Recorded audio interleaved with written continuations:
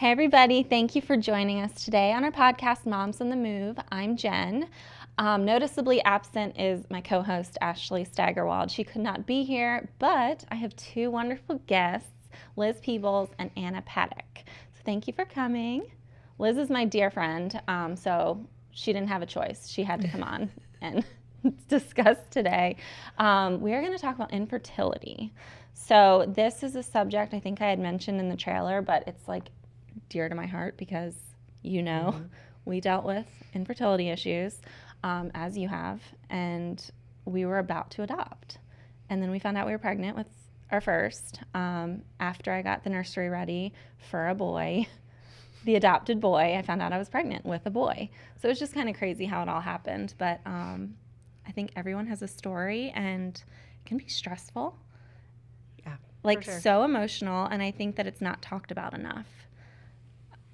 Yeah, it's definitely, when you're in it, I feel like for me, it's so sad. It's like I had like this shame of like feeling broken. That's how I felt, like exactly how I felt.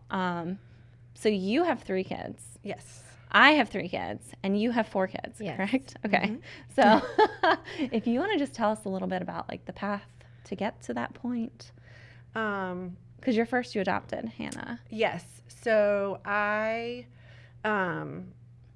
we started trying, and I feel like a lot of like infertility stories, it's like, it's not happening. And so we started going through and getting tests, and basically, long story short, the doctor, she called me, and it was crazy. We were about to leave to go on a mission trip to West Africa, and I remember that morning so well when the doctor called me and said, I think that you're going into early menopause. Yeah. And I was crushed. It was like there was this part of me that knew that there was something wrong. Like, I just sort of knew, but I had no idea that she was going to say that. So we ended up, still going through like the fertility doctor. We actually got we got 2 second opinions. And Where were you? Were Prague? Yeah, Prague. Yeah. And then the other one that's here in Greenville. And then we went to a place in Charlotte, and they all said the same thing, that it was basically that I had gone into early menopause, and the chances of having a baby were like 0 to none. Yeah. And so grieved that, and then we had already said that we were going to adopt. We just thought it would be later rather than earlier. And so started going through the adoption process, which is, well, and the beginning, I mean, it's a lot. Yeah. And so started going through that, and all the crazy, scary stuff that goes with that. And we actually got placed pretty quick. It was a birth mom, and Hannah wasn't born yet. This was through goodness, it's the he's an attorney here in Greenville, Raymond Godwin. Oh yeah. Okay, we had met. Yeah. Yes. He was awesome. I would definitely recommend. Micah's. Not our adoption, but he was our attorney. Yes. Yeah. Okay. So, and he's got within there they have like where they'll do the, I get like the placement and like find. Yep. So they did everything, like found a mom and all that. And so we went through him, and birth mom hadn't had Hannah yet. But for the most part, I feel like we were blessed in that sense that it was an easy adoption process. I mean, there was still those like what ifs and everything. So she was born. We were there in the hospital when she was born, took her home. And, I feel like that was when I thought it was going to be this like happy ending. Like, okay, like I feel complete now. I've got Hannah, and I mean, she's amazing, but it was like, I just thought that was going to like heal you. Yes. Yeah. Yes. And I got home, or, we got settled, and it was like, I love Hannah so much, but there was still this like longing, you know, and I think that was like, so many mixed emotions. yes, just like, yeah, just still feeling like broken. I think when you're seeing all your, well, it's like, it's so silly, but you know when you're looking for a car and you have like a car in your head and then all you see is that car? But you would have never noticed it before. Right. So I think when I started wanting to have a baby, it felt like it was everywhere. Right. It felt like every human on earth could have a baby except me. Yes.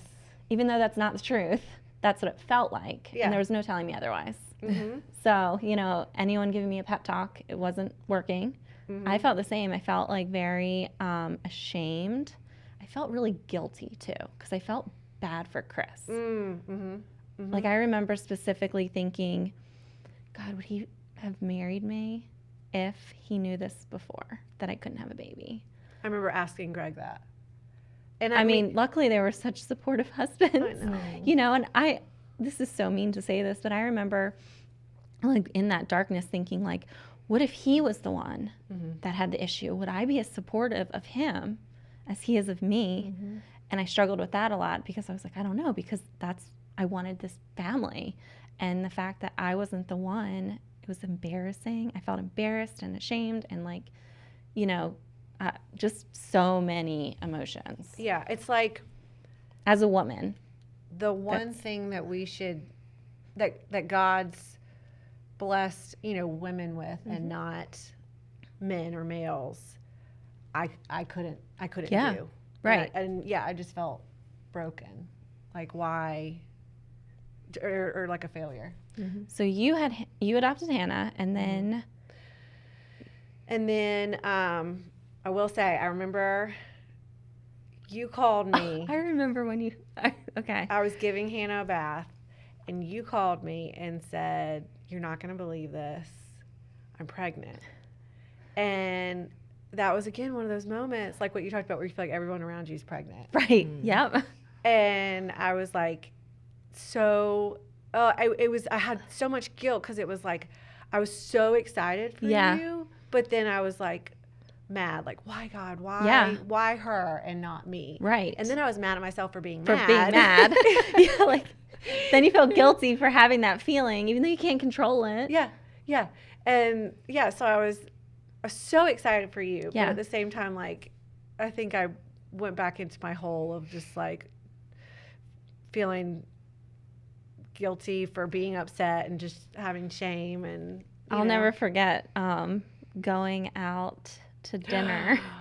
So we went out to dinner with another girlfriend, and I think she said, well, how did you know you were finally pregnant? Because I was ignoring a lot of it because I thought, oh my gosh, like I'm not pregnant. And no one wanted to say, go take a test because, you know, I couldn't get pregnant. Yeah, that was like the amount of like, you know, the failed test. Yeah. So yeah, I mean, I was feeling really sick. And like when I was telling you the story, I was like, yeah, I was at the gym and I felt so sick. And so I decided, okay, like just go get one more test. And I got like all this chocolate to take home too because I was like, it's going to be negative and then I'll eat my feelings.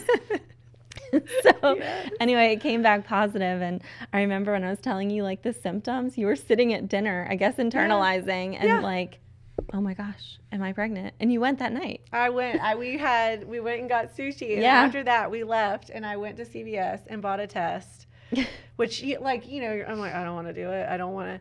But it was like the first time that I thought maybe I really should get one. Yes. And then came home and then Greg ran right back out. Yeah, and then I made Greg go out and get another one because it was positive. Yeah, and I was like, you have to get like multiple positives to believe it. Right. Yes. Right. Yeah. There's rarely a false positive, but like that's, oh my gosh, I'll never forget that. Yeah. And then you had another one. Right. And so then. How old was Hannah when you got pregnant? I can't remember. 8 months. Okay. So she was baby. So 8 months, and then had Izzy, and then nursed her. And when I weaned her, 2 months later, I was pregnant again. So crazy. I know. That's pretty much like our story. Yeah.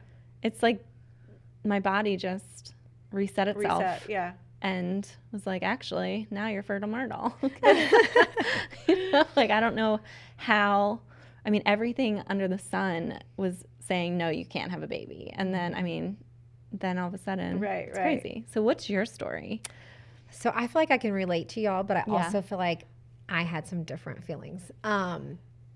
I remember feeling alone. My oldest sister had fertility issues, but she didn't tell any of us for like 2 years. So I knew I could talk to her. She had done IVF and gotten pregnant with her twins that way. But that was pretty much like the only person I knew when I first started, because we got married in 2006 and we started trying in 2008. And kind of like the same thing, got off birth control, wasn't happening, went to the doctor. The job I was at, insurance offered $10,000 towards infertility treatments, which is the only place I've ever found that offered that. Crazy. So I was like, we're doing this. I mean, like, I would say I was a control freak about it in the beginning. Like, I specifically remember saying to my mom, I am not waiting 2 years before I do something. Yeah. Like, I had a say in it, which Right. I did not. Yeah. And I found out Exactly. quickly. So we did IVF.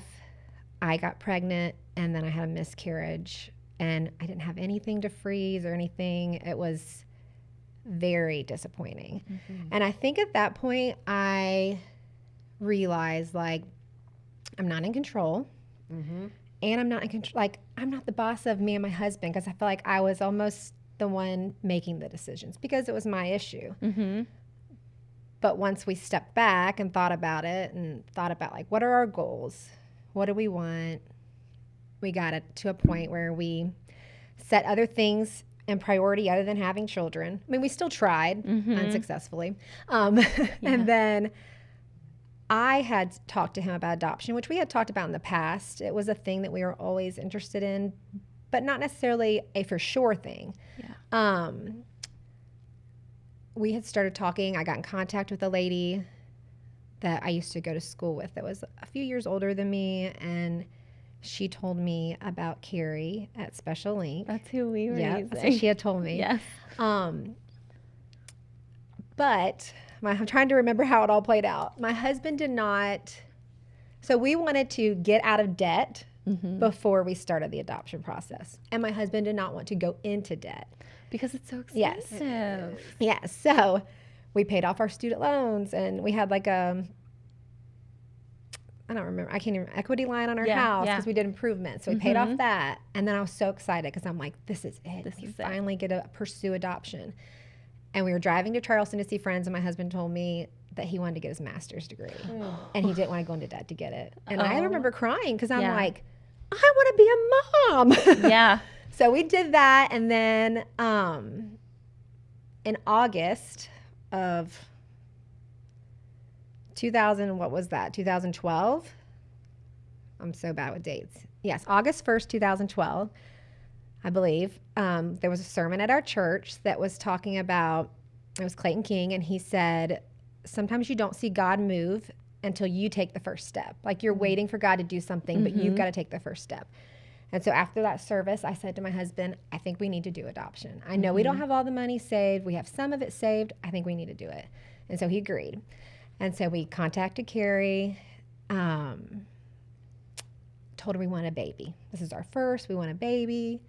We don't care about gender. We don't care. We were open to, different special needs. We didn't care about race, but we wanted a baby. And so Carrie started sending us some different situations, and none of them felt right.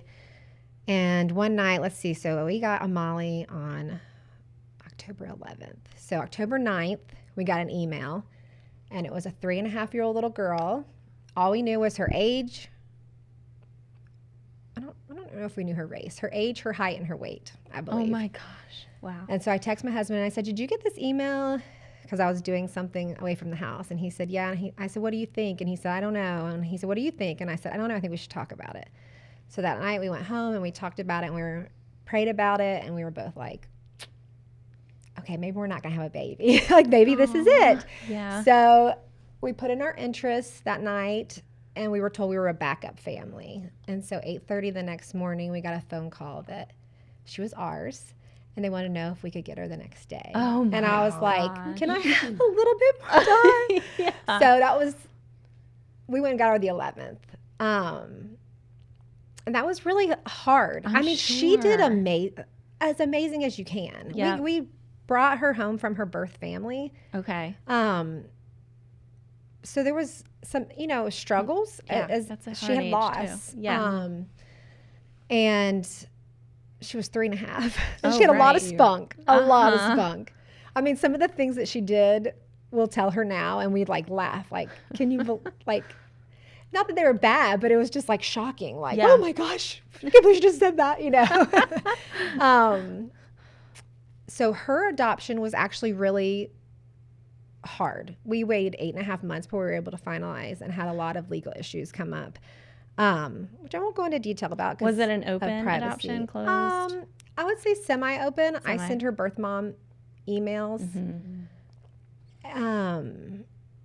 We don't have great communication. Okay. But we do try. And she tries to reply back to us. So that was in October 2012.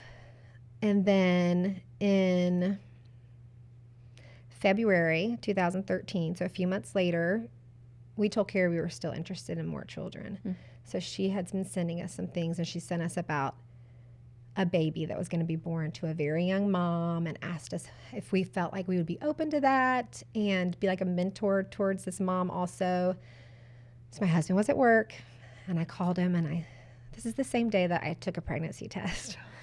And I threw the pregnancy test away because I thought it was negative. But then as it was falling in the trash can, I thought, is there something on there? And so I picked it up, and the lightest, I literally got my camera out. I was like taking pictures at different angles because I'm like, is that a line?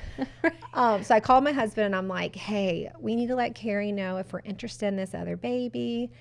And he said, I think that would be a great opportunity for us. I think we love could that minister. he was so on board. That's so Yeah. sweet. Well, I had to wait for him. Yeah, right. He was never not on board, but I definitely didn't want to push it. I did not want to push it. Yeah, I understand. Yeah. Because it's huge. It's a huge deal. Yeah. So he said, I think that's something great for us. And I said, would you still be on board if I was pregnant? And he said, what do you mean? And I said, well, I think I might be pregnant. So he said, I would still be on board. So I told Carrie, okay, we're on board. But it ended up not following through. The adoption. Yes. Okay. We didn't get matched. Okay. I think that she decided not to, if I remember right.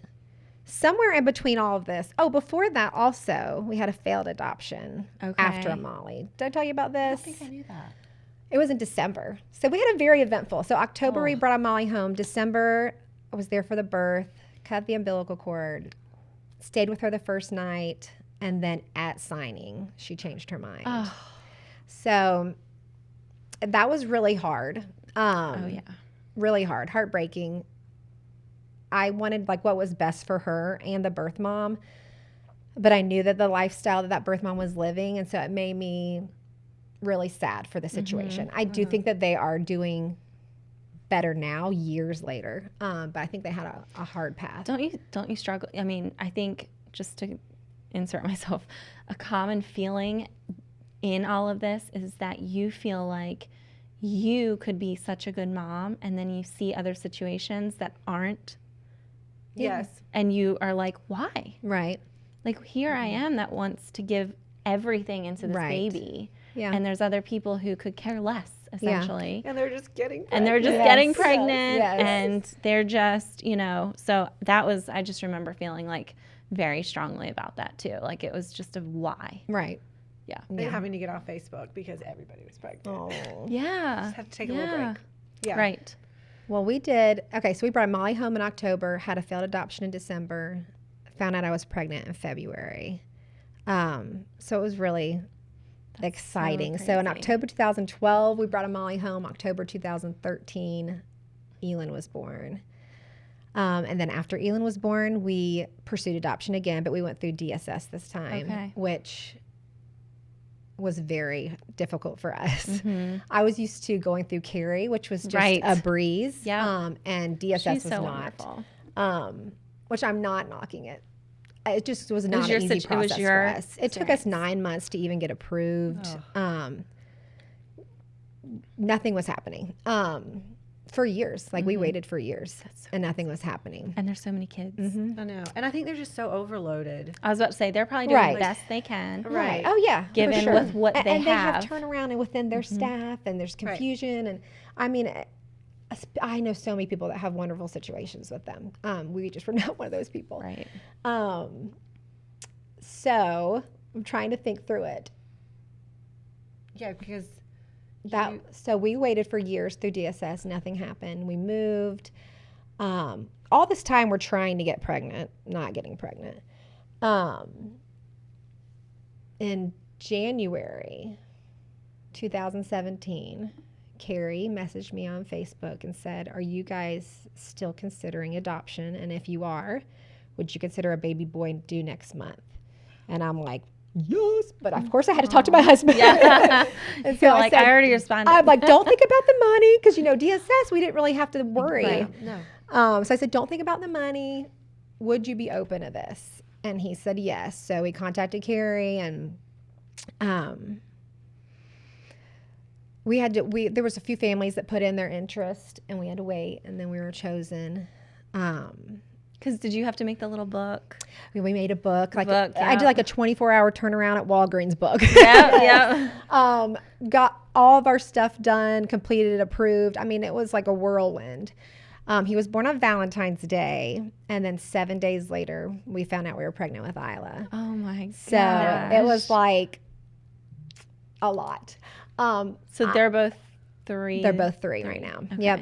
So they are little best friends and so fun, but sweet. also very difficult.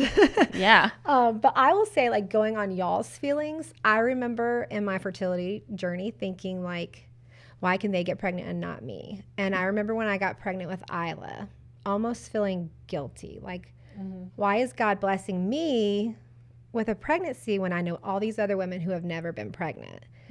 And I was so super thankful. But it was interesting to see how my mentality had like almost changed for some reason. Yeah. I mean, I still wonder sometimes, why does God let these women get pregnant when they're not willing to be a good mom? But it is like, when you know the pain that somebody else is going through, it's like heartbreaking to see, like, man, these people have been trying for 7 years and they still haven't got pregnant, or, longer. Right. And I think the hardest thing is when people are like, just try to relax about it. Oh my gosh. There's no relaxing. No. Like, if I can't even offer advice, even after going through it, there's no advice on my end to offer anyone, because the only advice I would be able to do is say, don't stress, because that's kind of our story. When we stopped thinking it was a possibility and we decided to adopt, that must have been when my body just like sighed and said, okay, you're not as stressed as you were before. Now it's time. But you can't tell someone that. Right. No, You can't tell somebody not to think about it if that's what they want. I remember people saying to me, you finally weren't stressed and you were able to get pregnant. And I said to them, I've never been more stressed in my life, because that's when we were going through all of our legal issues with the adoption. And I'm like, no, I've never been more stressed out in my life. Yeah. But there has to be something, because it's I like know. 3 of us and we're not the only people. Well, and I remember at work, I was talking to somebody, and they were asking, or I think he said, I was, saying my daughter's adopted, and he was asking more, and I was explaining, like, we can't have kids. And then he starts telling me the story about his friend or whoever who adopted and then had a baby. And I was like, I really don't think that's not. You're like, that's great. Yeah, Right. great, Like, but, that's not going to happen. Yeah, like, that's not our story. Like, Right. the doctors have said, like, it's not happening. Yeah. And then it Didn't happened. you had no eggs, right? Yes. So they said that, like, basically from the tests that they would do, that, like, there's this test that they can do where they check your ovaries, and that I was basically had gone into menopause. So crazy. Yeah. And then you did that they implanted. Yes, I did Snowflake. Yes, Yeah. where You adopt where you adopt embryos, and that didn't even work. And so then that's when I was like, I can't. All the hormones. Your body is like all out of whack. Oh, yeah. After that, And then I called you and I was like, I'm pregnant. I know. You're like, great. Right. I love that, Jen. Well, and that's the problem too, is you're going through all this and then you're taking these hormones and you're trying not to be emotional, but like they're amping you up. Oh, yeah. And it's like, how do I not? And then how do you not obsess with it when you have to be on this like regimented schedule with pills, shots, yes, everything. I have a few friends right now going through IVF, and my sister just miscarried, and she had to get off Facebook and social media because it's like, it's just, again, she feels in her head that every single human out there is pregnant except her. But even miscarriage, like, luckily I've never experienced that, but how many people do you know that have? Right. So many. I mean, it's crazy. I think it's less common sometimes to have a smooth story. Right.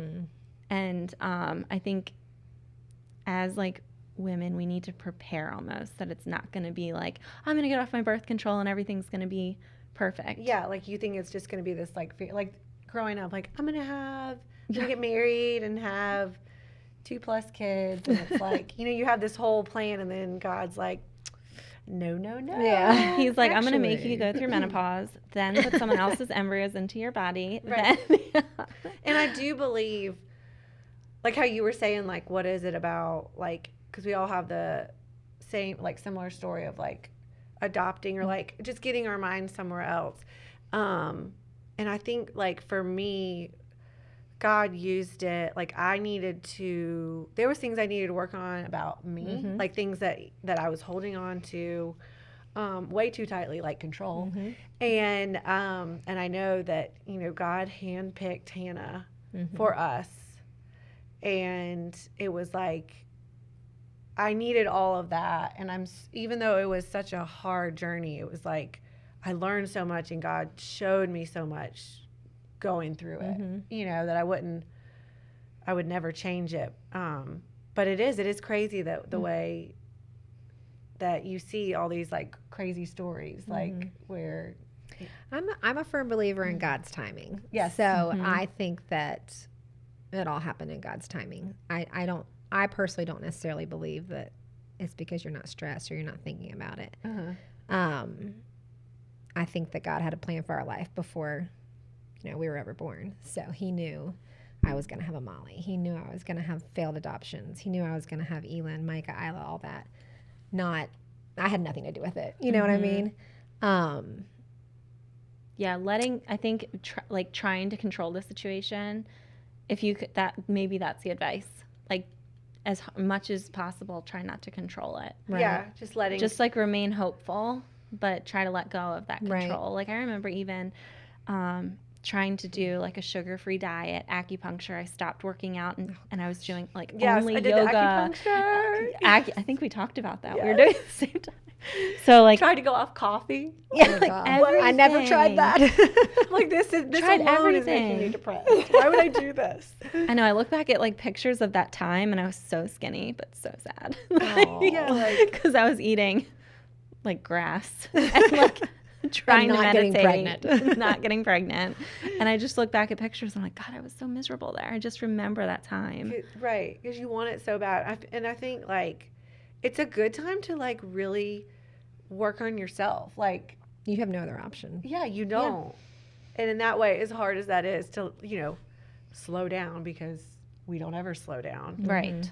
It's a good like check of like, okay, like slow down and take some time for yourself, you know?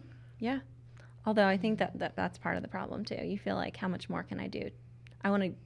When you're wanting to be a mom, you want to give yourself to someone else, like take care of the baby. You're kind of over taking care of yourself. Like I remember feeling like that. Like I'm just ready for this next chapter so much.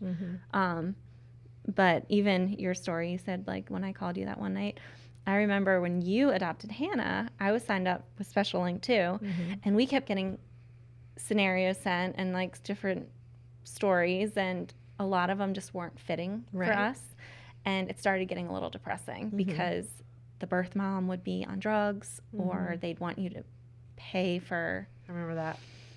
her living expenses, and they'd want an open adoption. And for me, that was something I had no interest in. I did not want an open adoption. I knew that. But I remember, like, when you got Hannah, I was like, she just got handed this like perfect like little, and then the other part of me was like, of course she did. Perfect. Her and Greg met doing like a mission, and me and Chris met at a bar. So I remember like having that comparison too of like the battle. Like I was so excited for you, but then why do we keep getting all these scenarios and like different stories and situations sent to us that were not a match? And I guess again, it was just the plan. That wasn't the plan for us. Right. But anyway, and I think I was good at hiding a lot too. I mean, like, because like how I said before, like adopting Hannah, it was like then I went through those same struggles, but then I was like ashamed because I didn't want to look like, oh, well, you don't appreciate the baby you have. Right. And it wasn't that at all. It was just like there was just that I had that longing still. Yeah. Well, I hope that this was like helpful and hopeful for people out there that are struggling, whether it's like miscarriage, infertility, IVF, IUI, adoption. There's so many different ways that people individually struggle, but I hope that this is kind of helpful for them.